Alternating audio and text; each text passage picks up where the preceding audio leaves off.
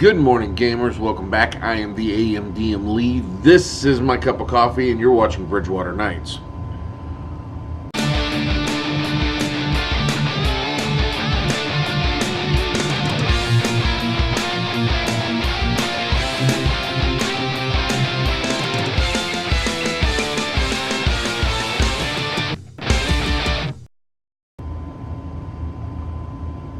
Okay.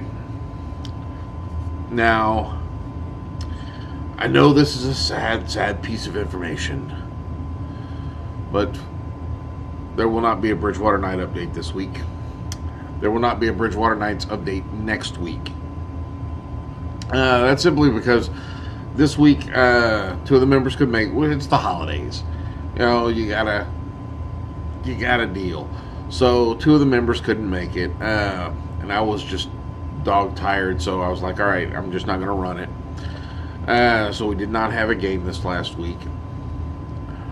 And this coming up week is a Christmas party at work on our game night, and you know, it's free arcade tokens. Our company's renting out something, and so I'm going to be going to that. So there will not be a BridgeWater Nights update for next week. But after that, we will be back on track with our regular gaming session. So unfortunately, there will not be videos. I'll post something. I don't know what. It might be like this, just me talking to fill up a few minutes of time. I'm not sure. So I'll just fill in details. I guess I'll do a character introduction. So we have in our party, let me pull that up. I will give a full-blown character introduction to what's going on with our players, because I don't believe I have done that yet. I've just talked about them and not gone into it. First off, we have Clay. Clay is played by my wife. He is a human fighter. He's a level 6 fighter, a level 2 cleric. He's not really sure that he's a cleric. He doesn't know he's a cleric. In his role-playing aspect, he has started praying to the god Xandus, and has eventually just become... Xandus has shown him favor, so to speak. So, those are just... So, yeah, 8th level, just badass... badass fighter, and now he's part cleric of the grave, so things are getting interesting for him. Up next we have Terid Baraldus. He is a Tabaxi bard, College of Swords. I believe now he is level 6.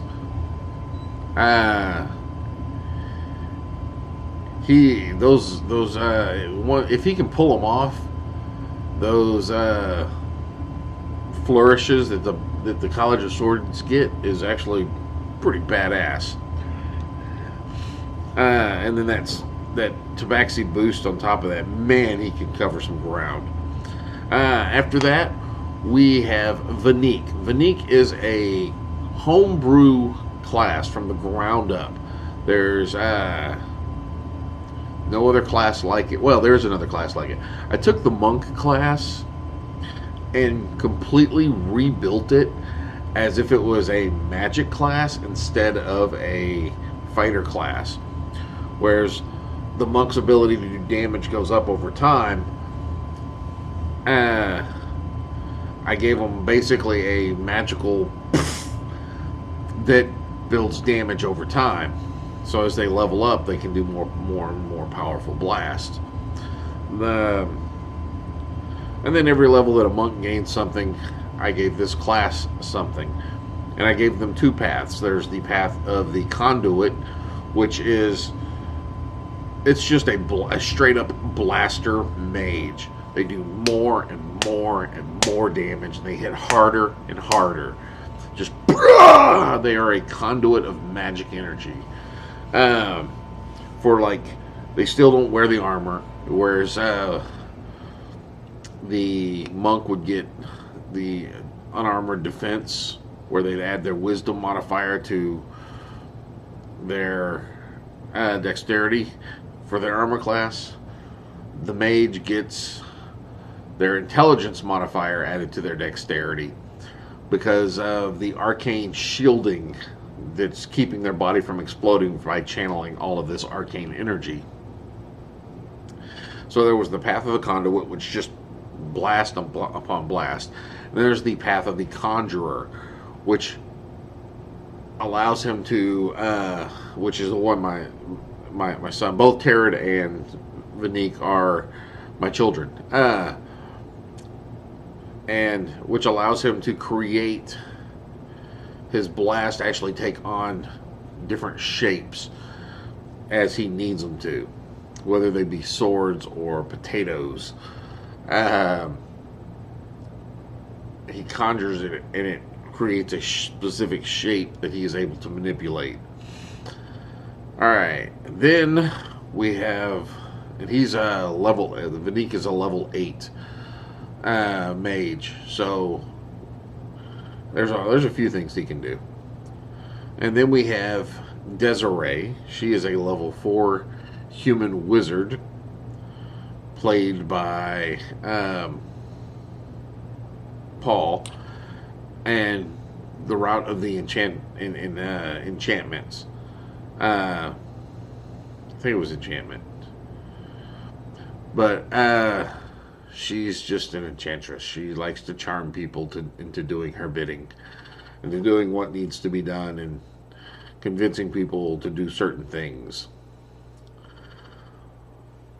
Then he's one of our newcomers, and then the other newcomers, we have Valharis. She is a level 3 Yanti pureblood blood hunter.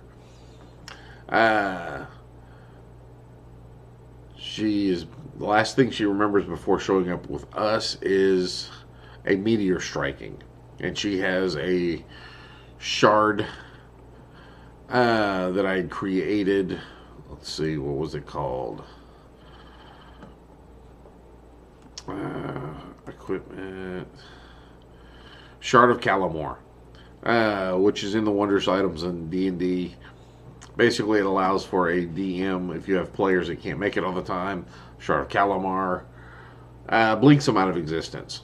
So the last thing she remembers is seeing a meteorite striking her home, and now she's in the middle of all this. And then last but not least, we have Zeros One Eye, aka Gary. He is a Goliath swashbuckling rogue, and in his previous life, before he joined this party, he was an actor. Of course, right now he doesn't know he's not an actor. He still thinks he's on a stage.